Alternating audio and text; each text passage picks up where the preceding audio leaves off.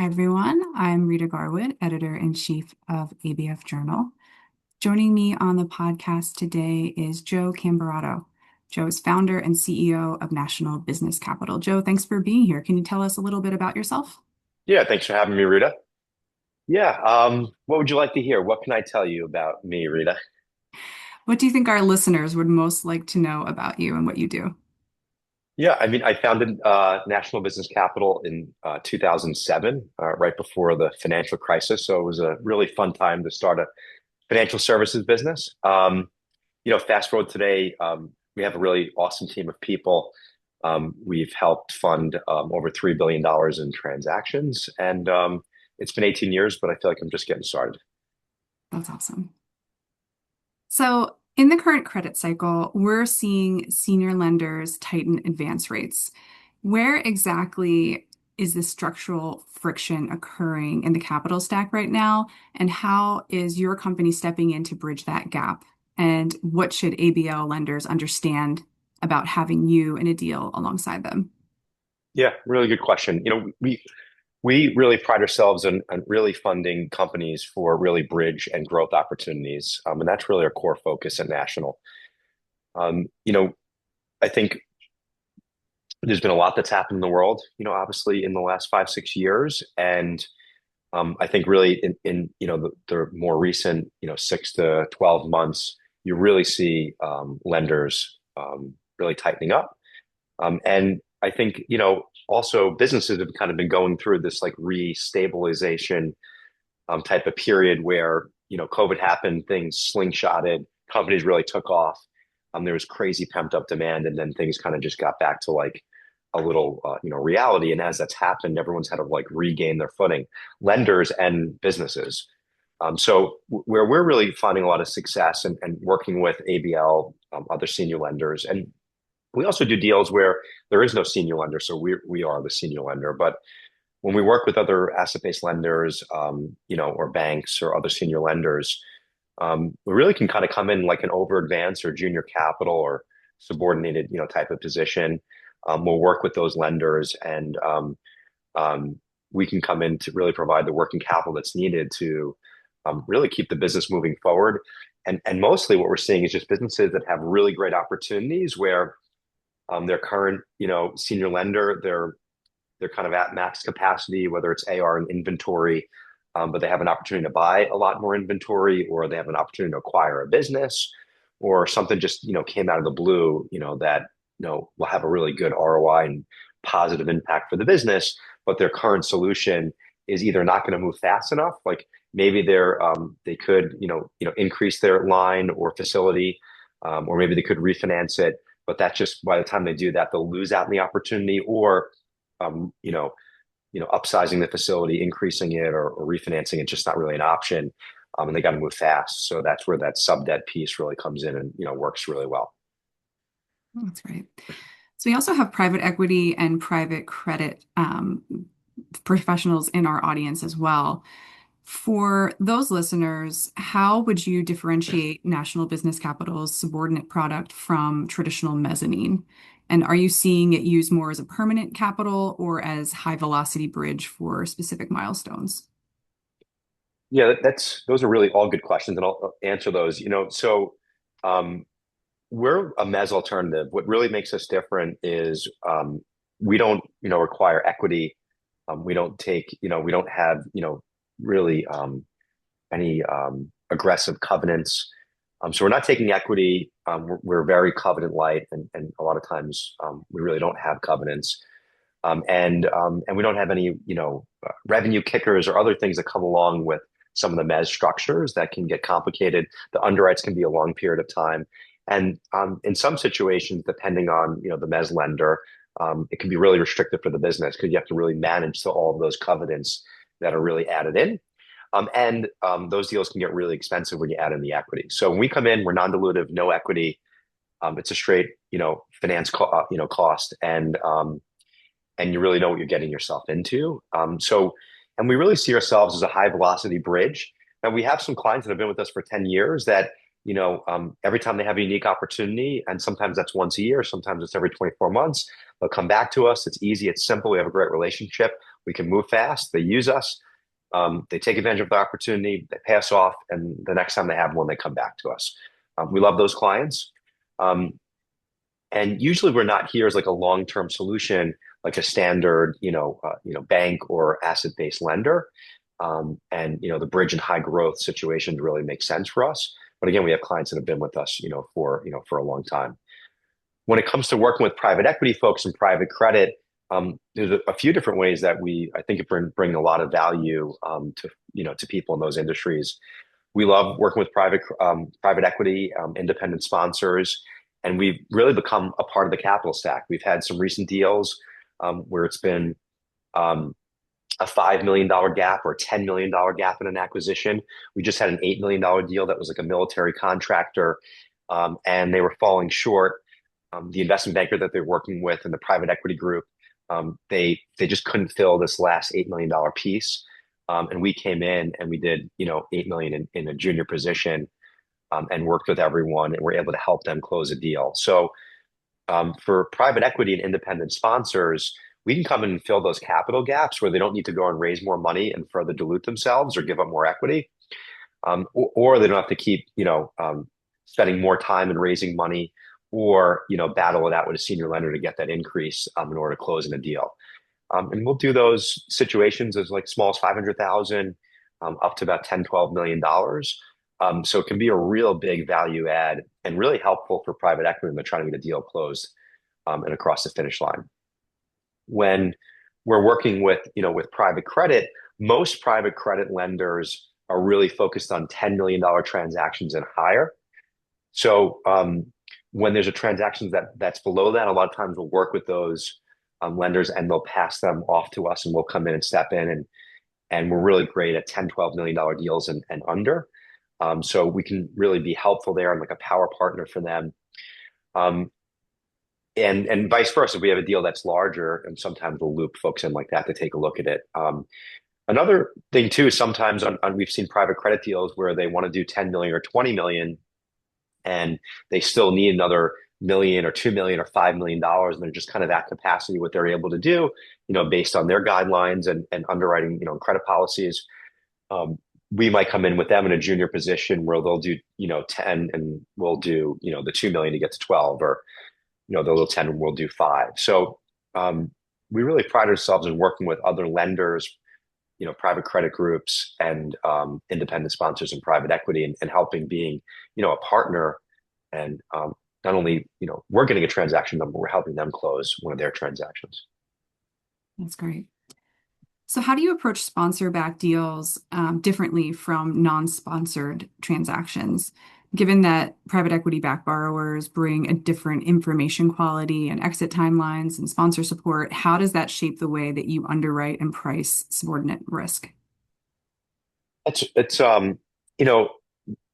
really, to be honest, it doesn't actually matter to us. We don't really necessarily underwrite those differently. Obviously, if we have a deal that's sponsor-backed, and it's a really strong, sponsor, really great, well-known group that's been, has a great track record and good reputation. That's always going to help, and I think, strengthen the situation. But we underwrite what's going on, really right now in the business, what their opportunity is, and how that opportunity and where their business is today, how that coming together is going to help, better the business. We look at their cash flow, and we'll look at projections, and we'll take those into consideration, but we're not usually lending, solely just based on projections. We're lending on, and funding companies on what's happening, today. If they're acquiring a deal, we'll obviously take that acquisition and, cash flow, revenue and profit into account. But whether someone's sponsor backed or not, that's not actually going to, really change our decision making. So ABL lenders are famously protective of their collateral. When you're entering a capital stack behind a senior asset-based lender, how do you navigate that senior lender relationship? And in situations where a formal intercreditor agreement is on the table, what does that conversation typically look like to keep everyone comfortable while the borrower gets the liquidity they need?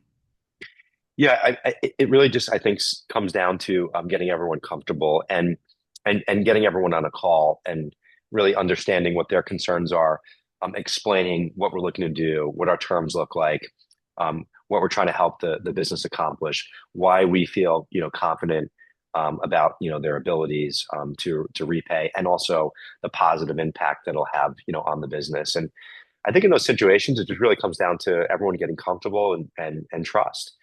And I think the best way to accomplish that I found in the past is not playing legal ping pong and sending agreements back and forth and redlining everything to death. And I believe in getting on bring the right parties on the call from both sides of the table to get clear on, hey, this is what we're trying to accomplish. This is why we want to do this.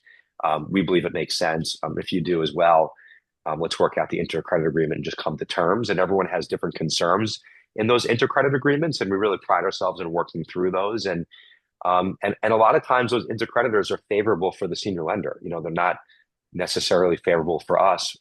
We want to be comfortable with the senior lender, that they're comfortable with it, because if there's an issue for them, and uh, that can create a big challenge for us. So not like it's not all about us in those situations. We want the senior lender to be happy. We want the client to be happy, and we want everyone to understand really what's happening and where we kind of play here, in this deal and in the capital stack.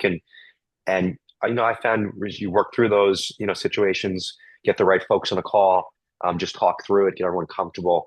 We have a really big success rate in getting those across the finish line and really coming to terms with everybody. That's great. So if a deal maker is looking at a stuck transaction today because the senior lender won't stretch, what is the first thing that they should communicate to you to see if it's a subordinate layer that can save the deal?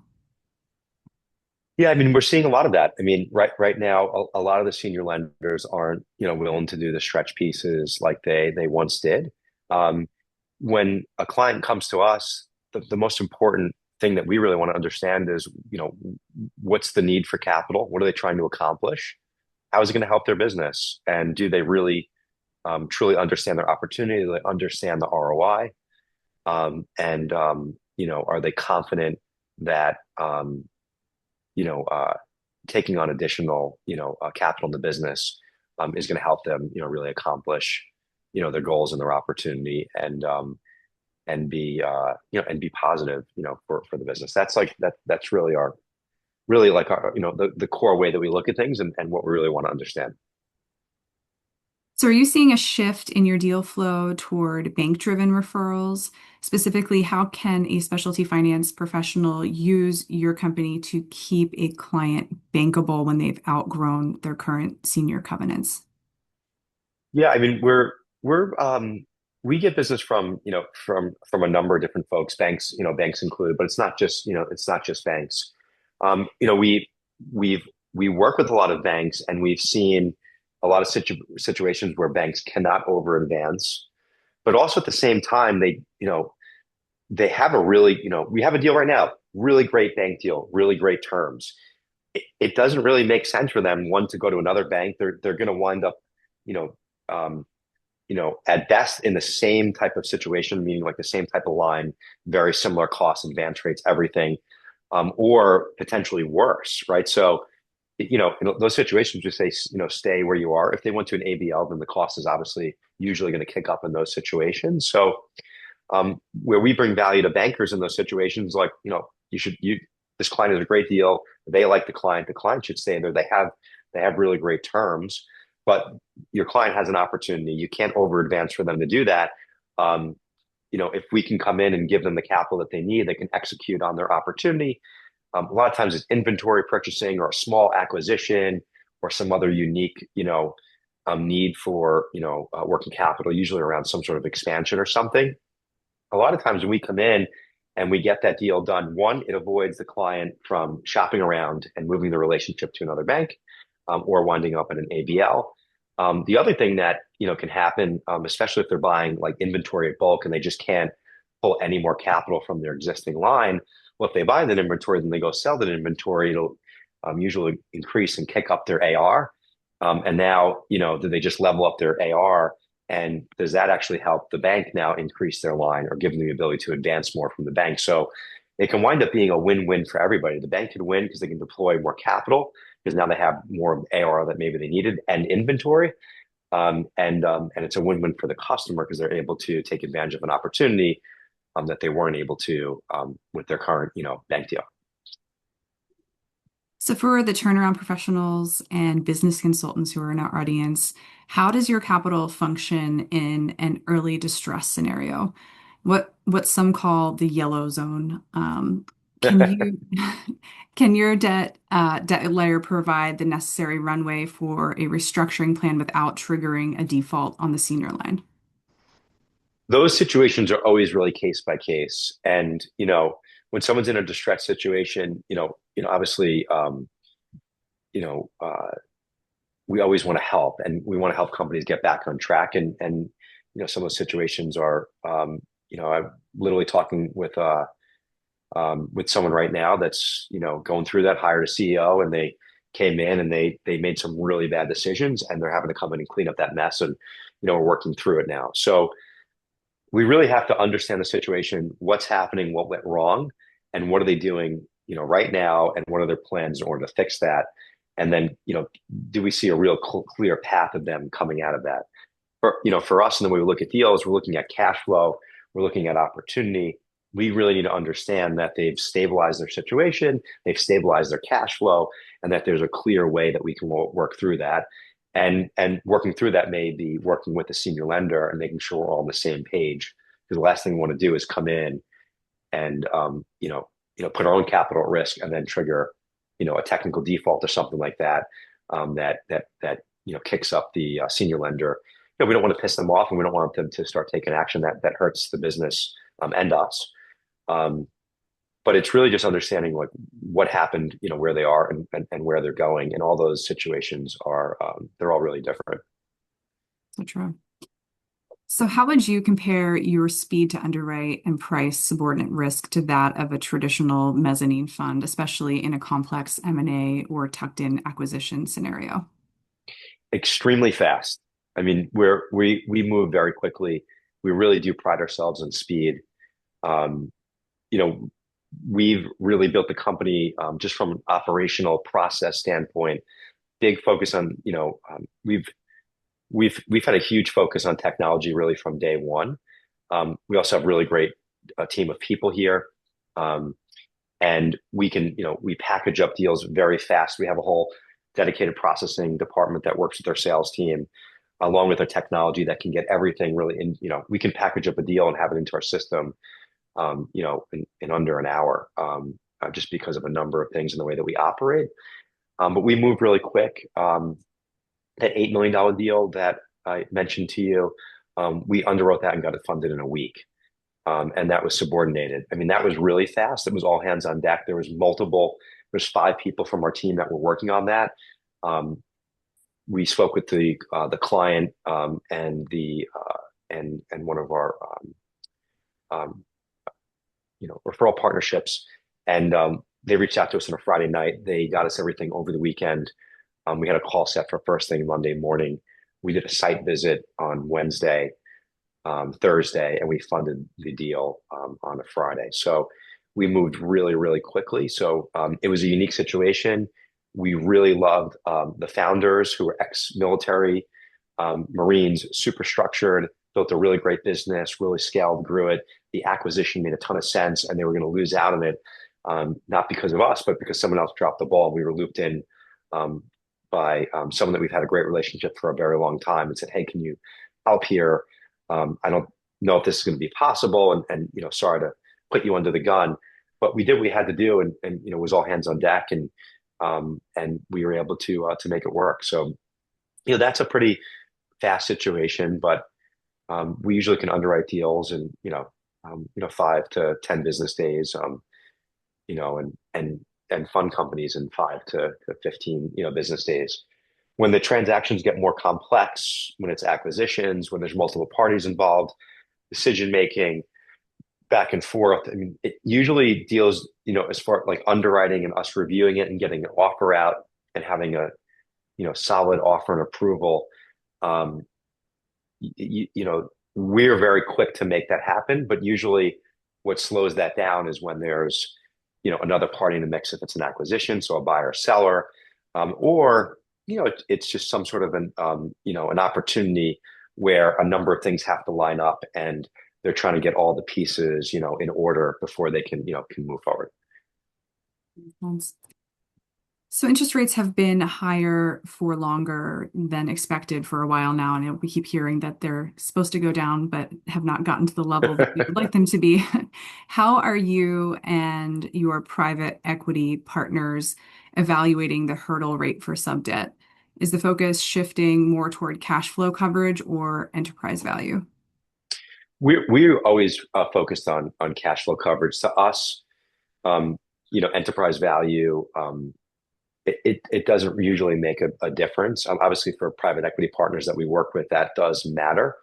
Um, when I think you're using financing the right way, that can help you increase your overall enterprise value, which is great.